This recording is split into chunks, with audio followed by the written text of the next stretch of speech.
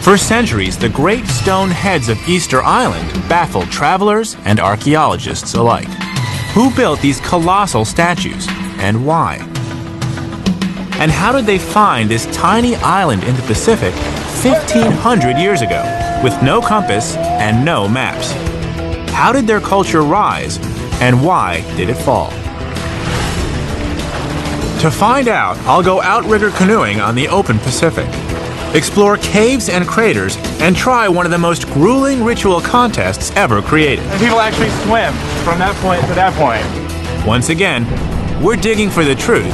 We're going to extremes to do it. About to jump into shark-infested waters.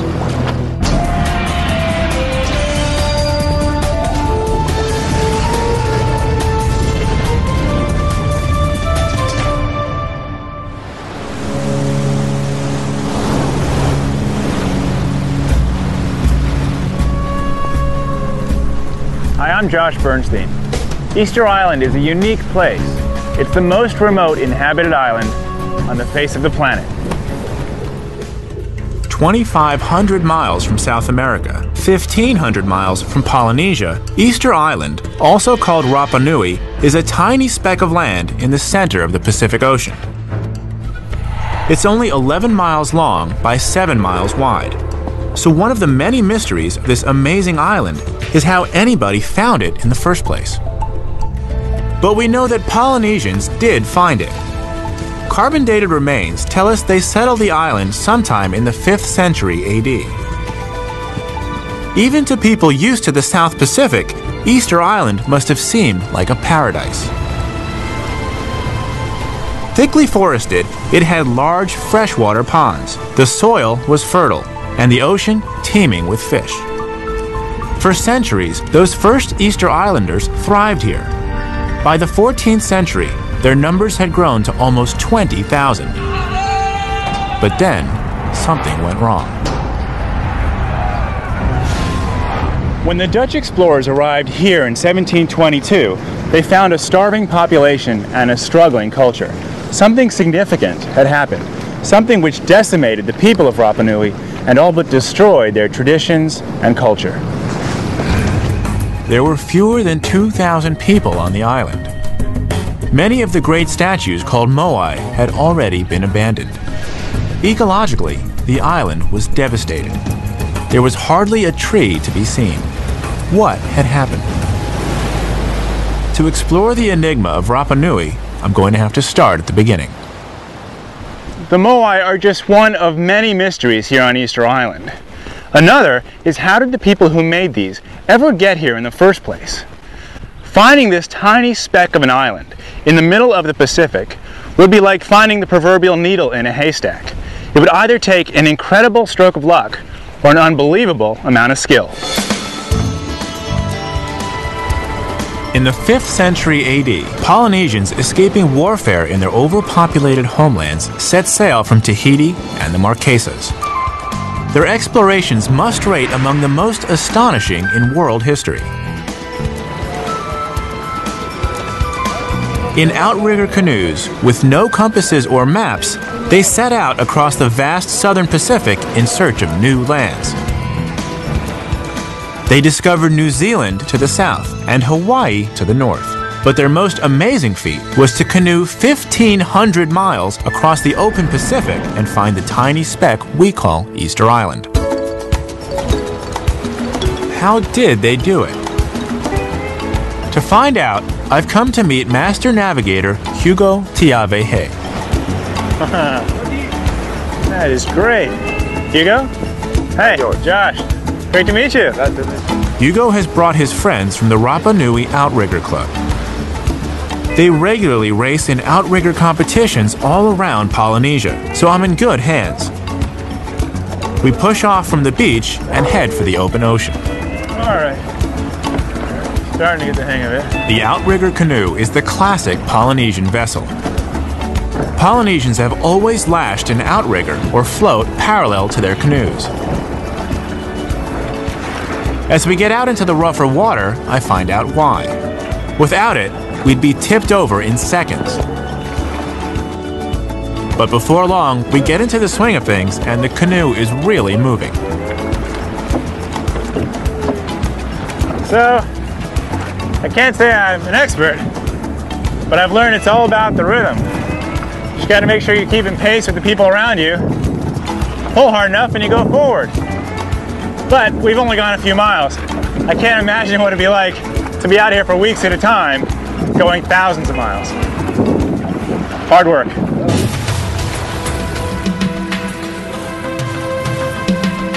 I think about the scene 1,500 years ago when those early Polynesian navigators set out from the Marquesas and headed east across the Pacific. Legend has it, their leader was a king named Hotu Matua. What baffles me is how, after weeks at sea, he and his people were ever able to find the tiny speck of land we now call Easter Island. I put the question to Hugo. So despite not having things like compasses and maps, sailors like Hotu Matua would have come here using a lot of different tricks to get across the sea safely. Of course. Like at night time, they put their feet in the water, they can feel big swell that it goes into the land. At the impact that it hit the land, it send back a little waves. Sure. What Hugo tells me is astonishing. Many miles from land, Hotu Matua and his navigators could detect the tiny waves that bounced back from the shore. They were alert to every variation of wind and current. They observed the movement of birds and stars. Putting all this information together, they could find their way across vast expanses of ocean. Finally, one day in the 5th century, Hotu Matua and his people came ashore on the island that would later be called Rapa Nui, Easter Island.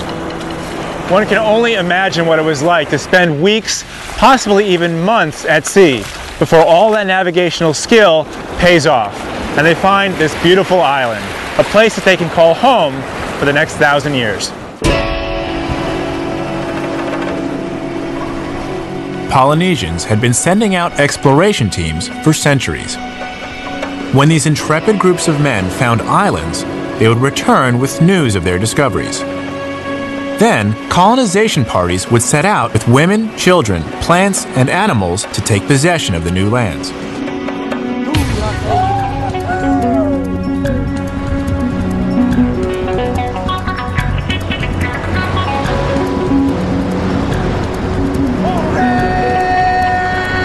Landing, Hotu Matua would have called on the ancestors to recognize his claim to this new land.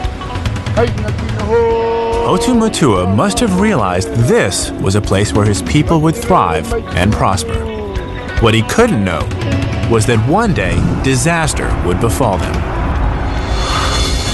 Coming up, I explore an ancient quarry, wrestle a moai, and carve my own, all in search of clues to the mysterious catastrophe that overtook Easter Island. When Europeans first arrived on Easter Island in 1722, they found a treeless landscape that had been ecologically and socially devastated. What had happened? I've been exploring this tiny island in the middle of the Pacific Ocean, searching for answers. Out on the open sea, I came to appreciate one of the most amazing feats of exploration in world history: the discovery of Rapa Nui by Polynesian navigators in the 5th century AD. But 1,000 years later, an environmental disaster overcame the island. Why and how? I've heard a surprising theory that it was the intensive production and transport of the island's famous statues which may have precipitated the ecological crisis. To investigate, I decide to visit the largest group of statues on the island. They're 8 miles from Easter Island's only town, Hangaroa. One of the best ways to get there is on horseback.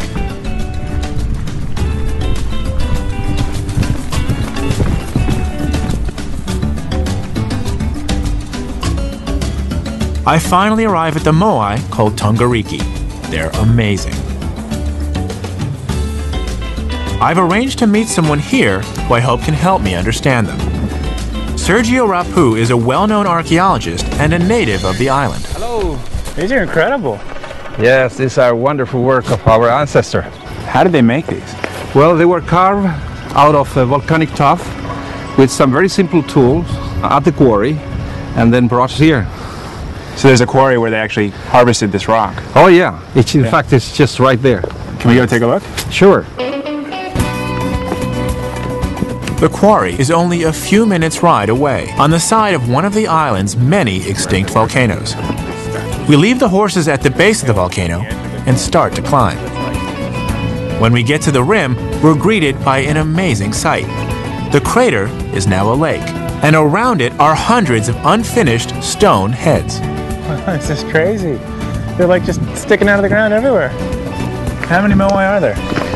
Over the island, I think there are about 900. 900. And they all come from this quarry? There are about 300 still here, and the rest distributed, scattered all over. And are they all about this size?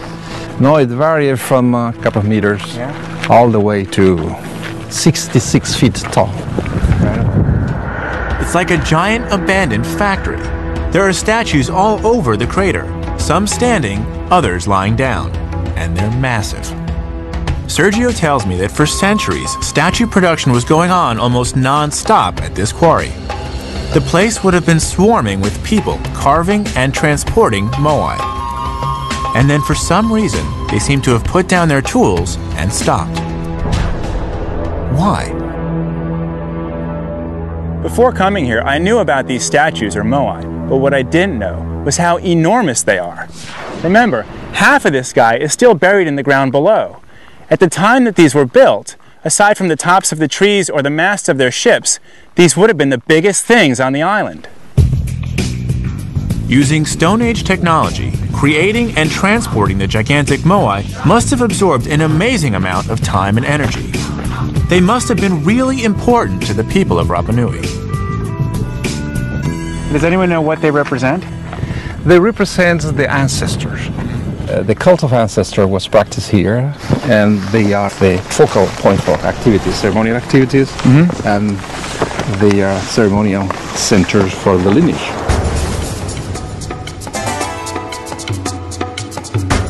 Sergio explains to me that whenever an important chief died, a statue would be made in his honor. The moai didn't just represent him, it was him. His spirit was there in the stone, his face looking out over the village of his descendants. The moai were the dead of Rapa Nui, brought back to stand guard over the living. So I now know why they made them. But just as fascinating is how they made them. Carving and transporting these massive statues must have been a real feat, even more so when you consider how many were produced. There are 900 of these statues still on the island, but these are just the last generation of moai. Sergio tells me the remains of many earlier moai have been found. So the people of Rapa Nui were producing statues on an almost industrial scale. Could this somehow have precipitated the ecological crisis on the island? I need to know more about the production of these moai. Sergio takes me to meet master carver Jose Rapu. Look, he's making a moai. Oh, yeah. He's using rocks, so this is a traditional technique. That's right. They use a pick made out of basalt, which is very dense material. That's just like the original. It wear out, of course, in the process of making the moai. So this one's almost done. Yeah, but still works. It still works. Very sharp. Is it okay if I give it a shot? Yeah, you can. So you just hit. Oh yeah. So because it's harder, it just crumbles away. The softer stone crumbles away. Yeah. And that's how you can just shape it. So if I wanted to take some off here, You can. yeah, that's pretty easy. There you go. Yeah, you're becoming a Rapa Nui sculptor. Yeah. I'm an apprentice under the master. It turns out to be easier than I'd imagined, just very time-consuming. Hard. Sergio tells me the key was teamwork. So Jose is the master artist of this moai. He would have a team of people working under him. Exactly. The whole community involved.